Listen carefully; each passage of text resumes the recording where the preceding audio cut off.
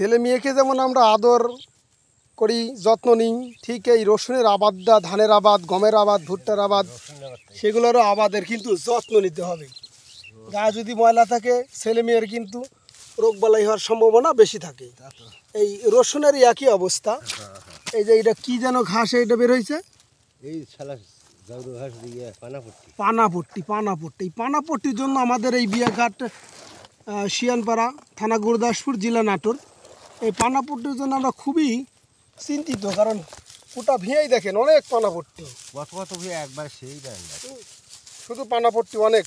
এই জমির ভিতরে দেখা যাচ্ছে অনেক পানাপট্টি। এইটা মারার কোনো ওষুধ নেই নাকি? এটা মারা ওষুধ নাই এখন। আর দিলে মনে হয় হয়তো বা রসুনের ক্ষতি হতে পারে।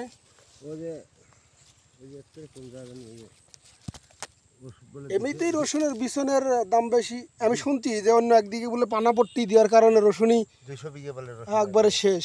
আসলে আমরা চাই না একটু পরিশ্রম হোক। সময় সময় তো কিন্তু কীটনাশকের লোকের পুরো আমাদের একটু মন খারাপ হয়। সেটা হলো আমাদের গ্রামের অনেকেই কাজ করে, আমরা তো নিজের, কিন্তু অনেকেই কাজ করে যারা দিনভাবে। এই এখন যদি যদি কোম্পানির লোক বিষ বের করে ঘাস মারা, তাহলে ইনারা কী করবে? এদিকে কিন্তু আমাদের লক্ষ্য রাখতে হবে। কারণ এখন আর 3টা 4টা করি, ছেলে মেয়ে আছে, লেখাপড়া করে, তারপরে কাজ না করলে তো আর আসবে না। তিনি তো বলেছেন কাজ করো। ঘাস না হলে তার এই মানুষগুলো তারা কাজে নেবেন না, তখন কি করবি? আসলে আমরা চাই শুধু কীটনাশক দিয়ে জমিরও ক্ষতি হচ্ছে একদিকে, পাশাপাশি কিন্তু মরে না। আবার দ্বিতীয় বছর মানে এবার বছর তার সামনে তারপরে বছরে দেখি বেশি করে বের হয়। খালি আমি 3 ট্যাবলেট কি দিছেন? ট্যাবলেট দিছি একবার, ট্যাবলেট দিয়েও কালো হচ্ছে না। এই মাথা পোড়া রোগটা যাচ্ছে না। সবাই একটা কথাই বলে যে কুয়াশার কারণে, কেউ বলে যে শীতটা বেশি বলে এগুলো হয়। আসলে আপনি তো অনেক দিন হলেই রসুন লাগান। কালো মানে থামতেছিল, মানে কি বুঝেছিল আগে থেকে। ওই যে দেখা যাচ্ছে জমিটা একদম কালো বোঝাই যাচ্ছে। আমরা একটু ঘুরে আসি। আমাকে বারবার একটা কথাই বলিছে, বা 10 দিন পর পরই আমি আমার চাচা শ্বশুরের এইটা দেখেন কি পরিমাণ কালো হয়ে থাকে, পেঁয়াজের ভিয়ের মতো। এদের পাশের জমির দেখেন, দেখাই একটু ভালো করে, এই দেখুন। আর আমার চাচা শ্বশুরের রসুন দেখুন। ওই ট্যাবলেট প্রতি 10 দিন পর পরই ট্যাবলেট দেওয়া যাচ্ছে, 1 বিঘিতে একটা করে ট্যাবলেট।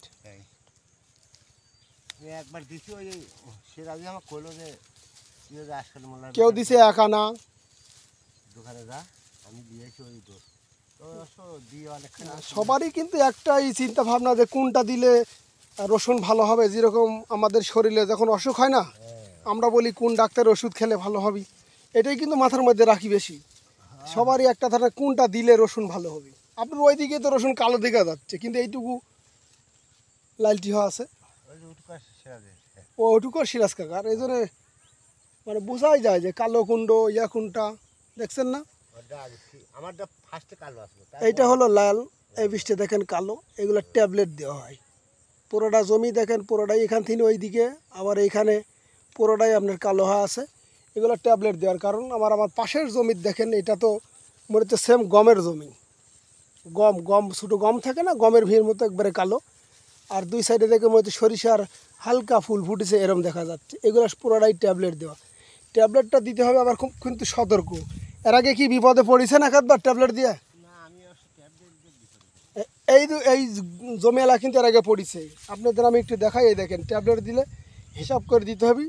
এই যেরকম ঠিক এরকম একটা বিপদে পড়তে হবে, কারণ ট্যাবলেট দেওয়ারও একটা সময় আছে। এখন আপনি ভাত খেতে পারেন 1 পা চাউলের, এখন গোস্ত ভালো দেখি মনে হচ্ছে যে ঠিক আমি যদি আজকের খাই আরাম পাবো নাই।